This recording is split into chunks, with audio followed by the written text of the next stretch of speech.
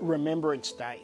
It's the day that we remember the men who bled for something, for our country, for our lives and for our future. They didn't fight for a flag made in China or for a government that sells out to the highest bidder from the subcontinent. They fought for Australia. They fought for this place. They fought for their mates beside them and their families back home.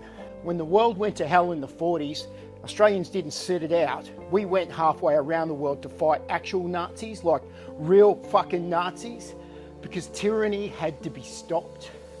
The same young men who'd been shearers, farmers, carpenters and mechanics ended up in the sands of Tobruk, in the skies over Europe and in the mud of New Guinea. You know, they weren't fighting for politics and they weren't fighting for globalism or ideology. They were Australia First patriots. These were men who believed in honour, loyalty and a fair go. They looked tyranny in the eye and said, "Not on our fucking watch, mate." And now here we are, a nation whose same diggers built with their blood. And we can't even say Australia First without some muppet calling it extreme. They fought to let the NSN have free speech today. But let me tell you what's extreme. Sending generations of Aussies to fight for freedom only to hand that freedom away for a handful of trade deals and empty promises. Remembrance Day isn't about politicians laying wreaths for photo ops.